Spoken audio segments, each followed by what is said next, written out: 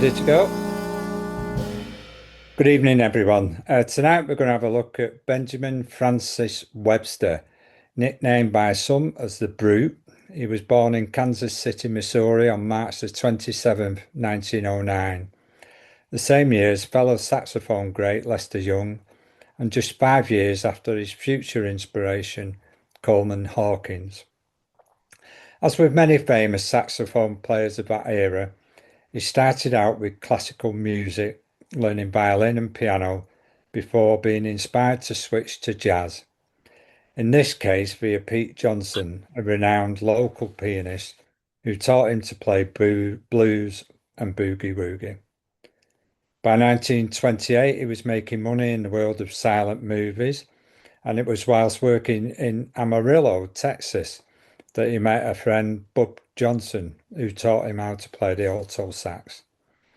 2 years down the line, he was out of Amarillo playing sax with Gene Coy's Happy Black Aces. And after commenting that he couldn't express himself on alto, the band leader bought Webster a tenor sax, which he immediately took to, and the rest, as they say, is history. Webster would go on to play with a range of leading band leaders in the 1930s and 40s, including Teddy Wilson, Fletcher Henderson, Cab Calloway, and most famously Duke Ellington, buying Old Betsy, his French Selmer balanced action horn, in 1938, which he kept with him throughout his life. Although he later fell out with Ellington, he still played the composer's tracks throughout his career. He had desperately wanted to be in a band, but he was what people called high maintenance.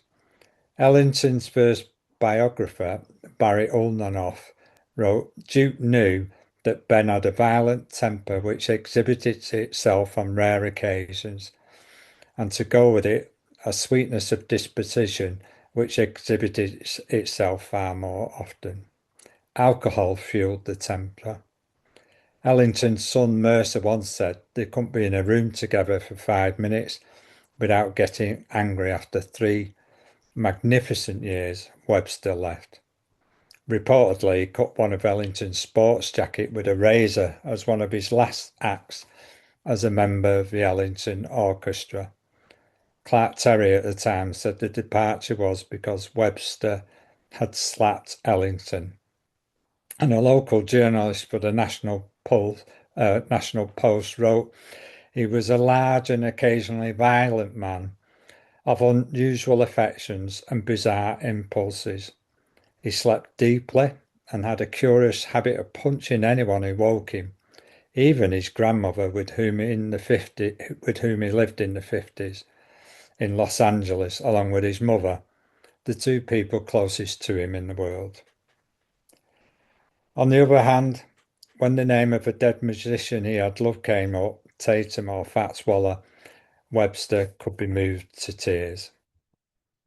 The material he produced provided an overwhelming choice of tracks, both as a sideman and as his own named artist.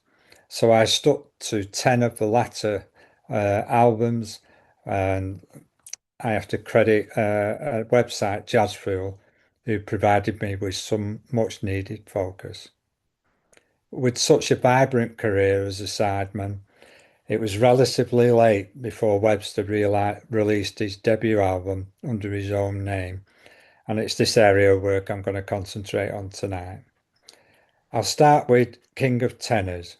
Cut in 1953 in New York for the Norgan label, it was originally released as the consummate artistry of Ben Webster, my first album. It received some top reviews for musicianship and overall sound, and provides a starting point for tonight with two numbers, Jive at 6, followed by Bounce Blues.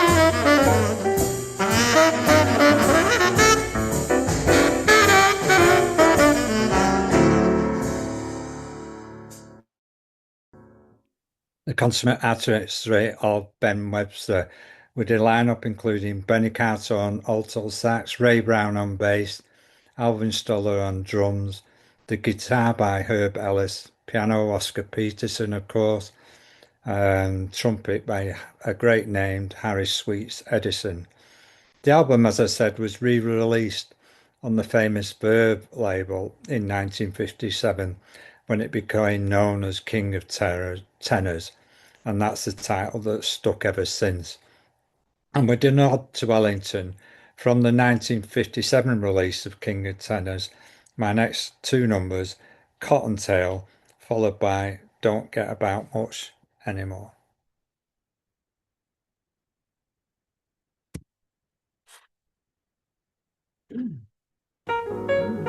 Sorry.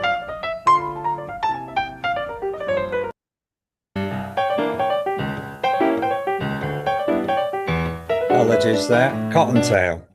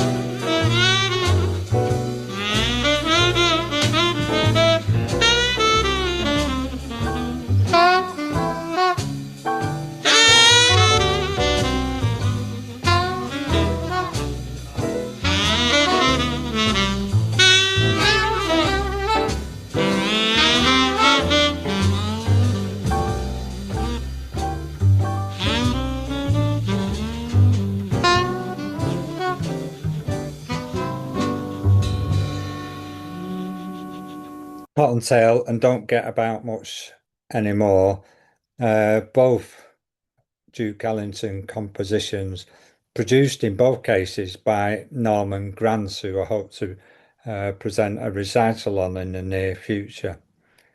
By the mid-50s, Webster was now firmly making his mark, and so it was with the 1956 recording with Art Tatum, which I couldn't ignore, again on the Verve label. My one and only love from the album Art Tatum and Ben Webster Quartet.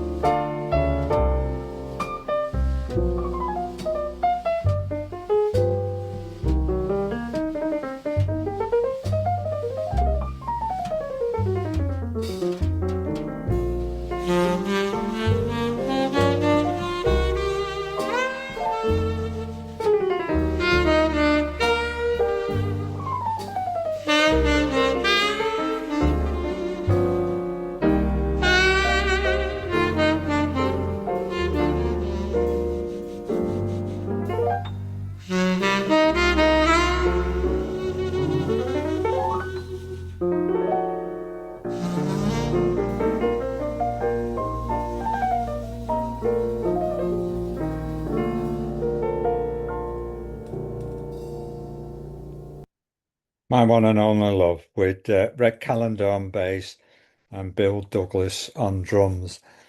Interestingly, I noted when I was researching that Robert Mellin, the English-born writer of both music and lyrics, had several hits in the 50s, among them composer Guy Wood's My One and Only Love, to which he fitted the lyrics.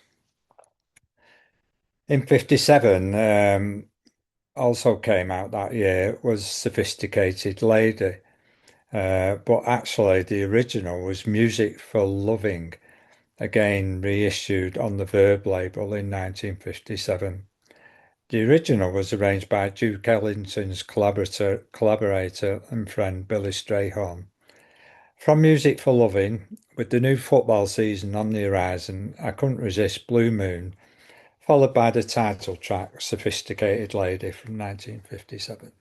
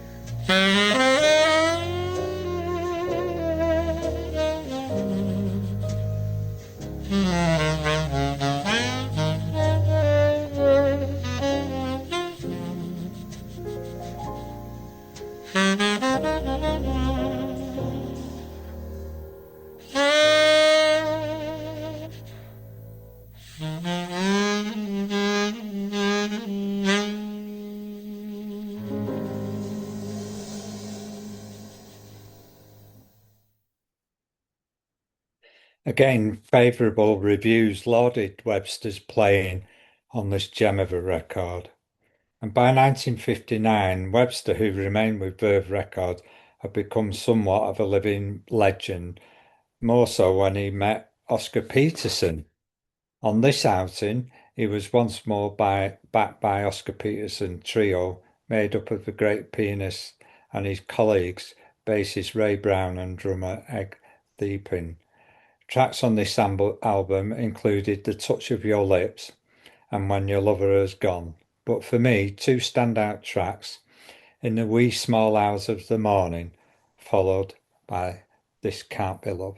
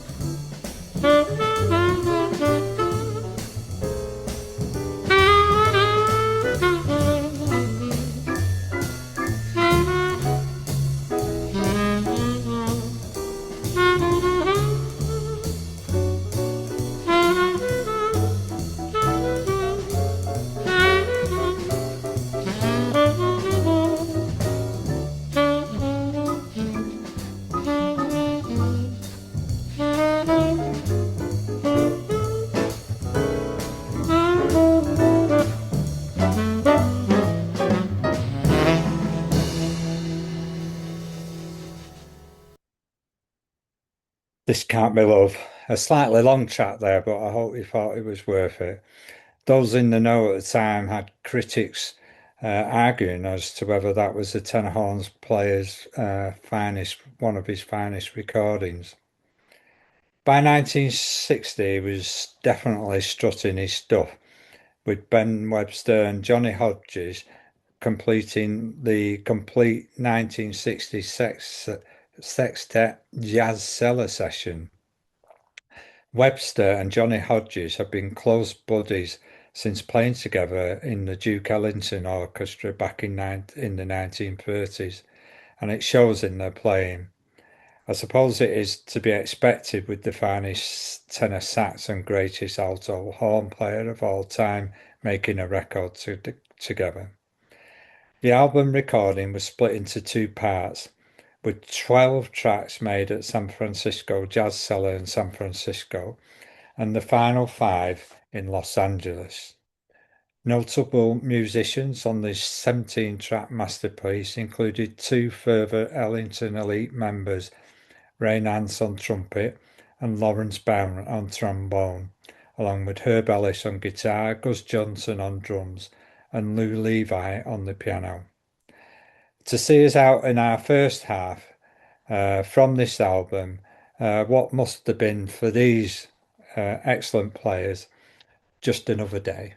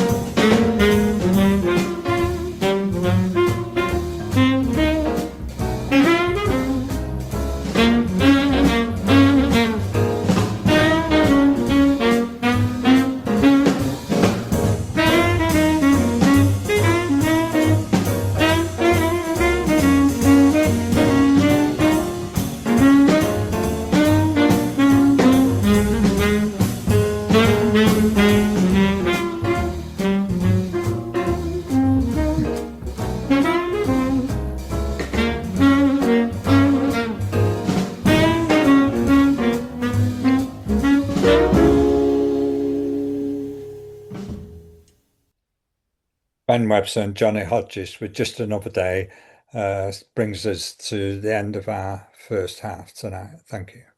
Yep.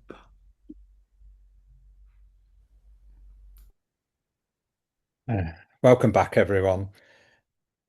In 1963, a switch of record label to Riverside and a change of pianist to the then up-and-coming Joel Swaino brought about another brilliant recording from Ben Webster, Soulmates. Two tracks, Soulmates and The Governor, were Webster originals. Frog's Legs was by Samuel, and he'd managed to squeeze in an Ellington song Come Sunday too. I chose Soulmates and The Governor to start us off.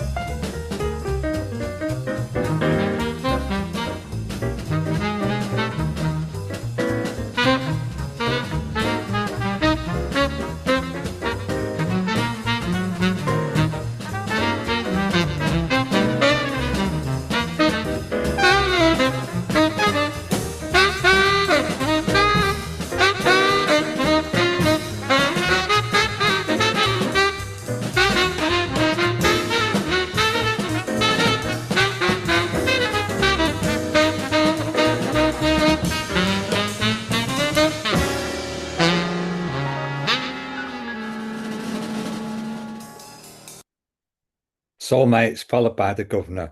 This smaller assembly was completed by bassists Richard Davis and Sam Jones, whilst Tad Jones blew the cornet and drums were taken care of by the great named Philly Joe Jones. I always wanted a name like that.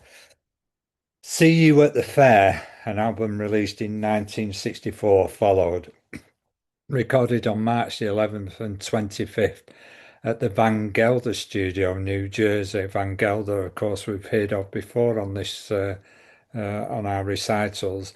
This 1964 album was released on Impulse Records and again featured tracks from Ellington, Gershwin, Washington, and Dave Brubeck songs also featured. I chose two tracks as he bid his farewell to the States.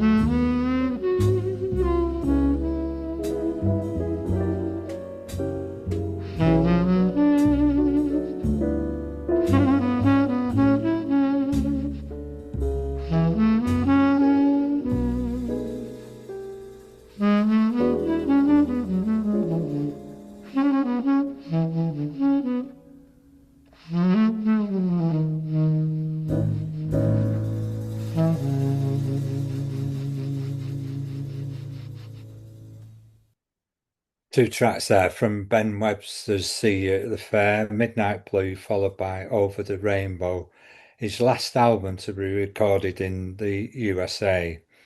Journalist Robert Fulford wrote in 1964 that jazz had developed in ways that Webster found uncongenial, and both his mother and his grandmother were dead, so he moved to Europe and never returned.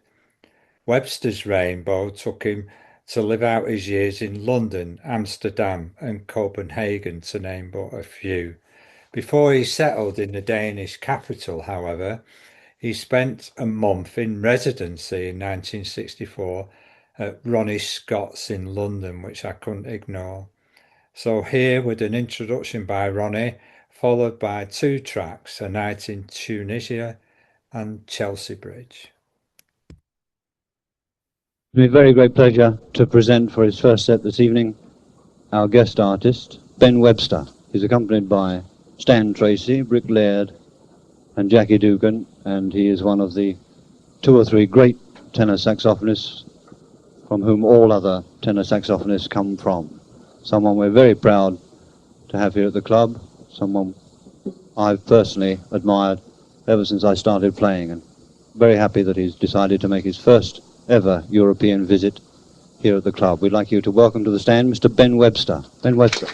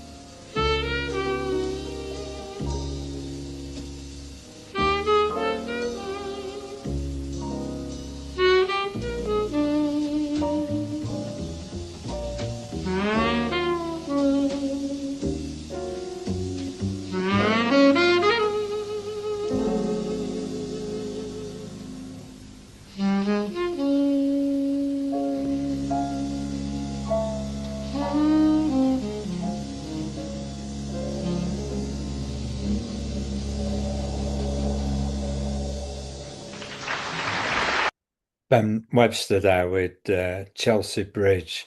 A better name, I think, than the one Billy Straythorne had in mind, which was, of course, Battersea Bridge.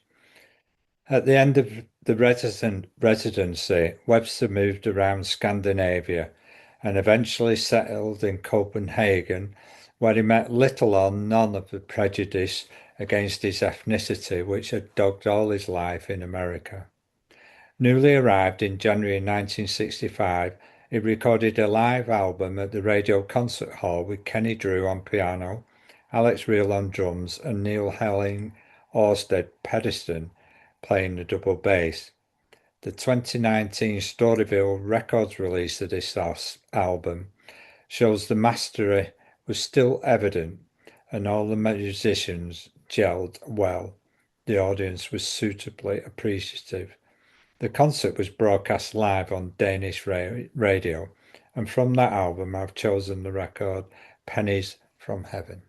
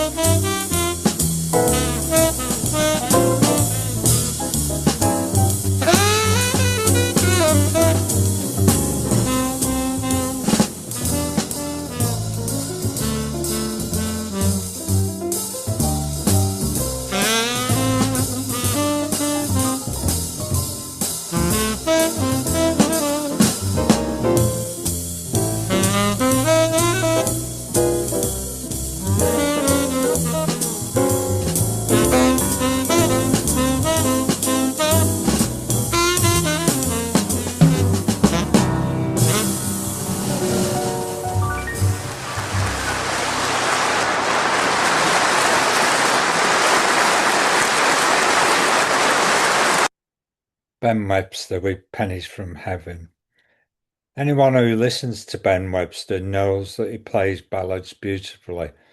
And in fact, the Storyville recording by that name includes 7 tracks of well-known jazz ballads, including Cry Me a River, Stardust, and For Heaven's Sake. These brilliant ballads, which were originally made between 1967 and 1970, feature a host of musicians, including once again Niels Henning, Orsted Pediston on bass, Kenny Drew on piano, and Al Heath on drums. I chose for my next track Stardust.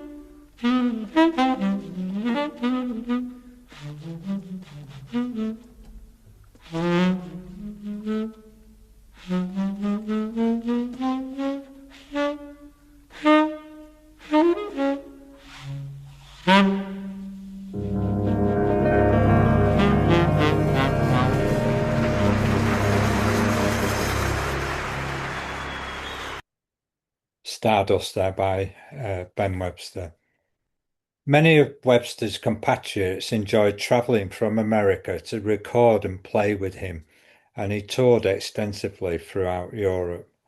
That's not surprising when recording locations involved another album released on Storyville, this one recorded in the centre of Copenhagen in the ballroom of a converted Canadian river steamboat, the St. Lawrence, in October 1970, where he recorded the album No Fool, No Fun during a rehearsal with Denmark Big Radio Band, along with singers Matty Peters and Freddie Olbeck. The set on the album isn't extensive, and there are a number of takes of the first song, Did You Call Her Today? The album, however, is quite fascinating in that it shows how the great man orchestrated his music with multiple takes and retakes. Matty Peters provides the vocals for Baby It's Cold Outside on its fifth take.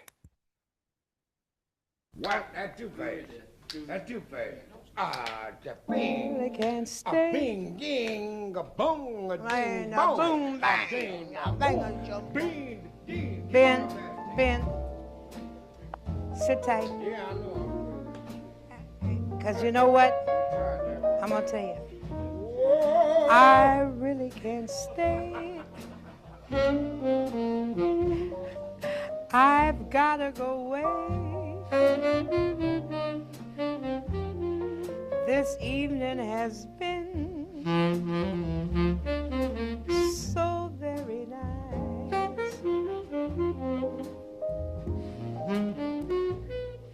My mother will start to worry. My father will be pacing the floor. So really, I'd better scurry. Well, maybe just a half a drink more. The neighbors might think, say, what's in this drink? I wish I knew how to break this spell. I might say no, no, no, no, sir. At least I'm gonna say that I tried. Well, Ben, I really can't stay. Ah, but it's cold outside.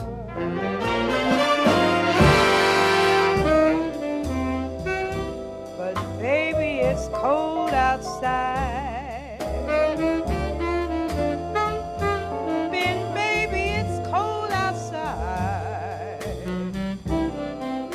Been hoping that you drop in, that you drop in.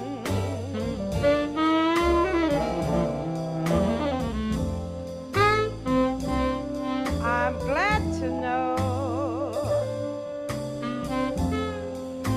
your name is Benny Boy.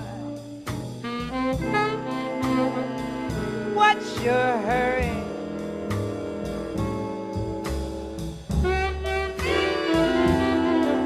Listen to the fireplace roar. Hey, Ben, blow your saxophone while I pour some more. Baby, you'll freeze out there.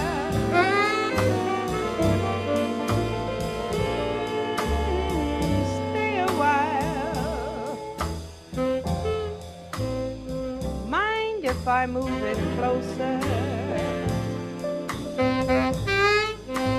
What's the use of hurting my pride?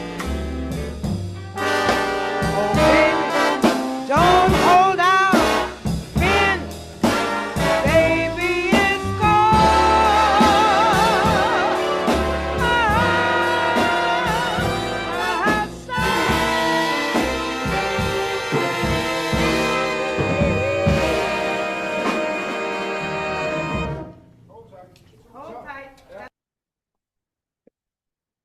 Ben Webster with Baby It's Cold Outside, and it's definitely gone a little cold after our recent heat waves.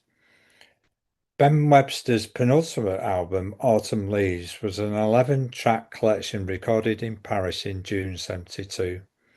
This was a quartet that also featured Georges Nitis on piano, Jackie Sampson on bass, and Charles Sodaris on drums. Ben Webster died on September the 20th, 1973, after a stroke, leaving behind a wonderful discography of music spanning 5 decades.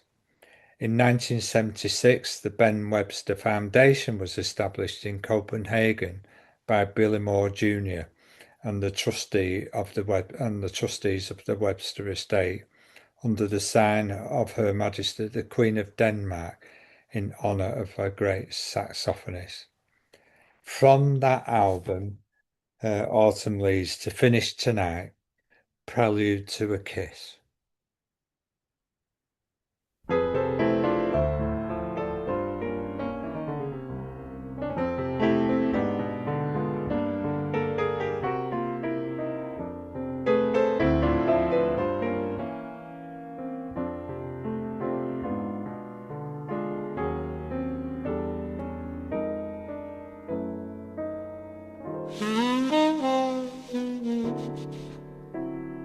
Mm-hmm.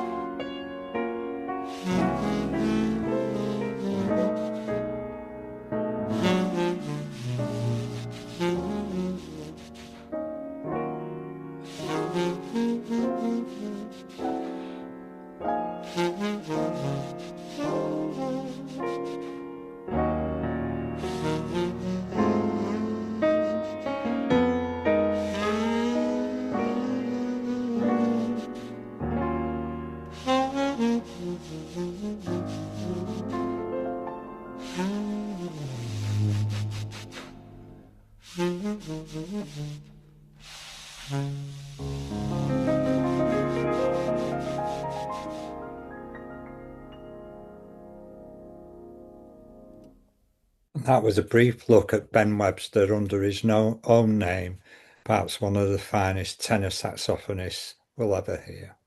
Thank you.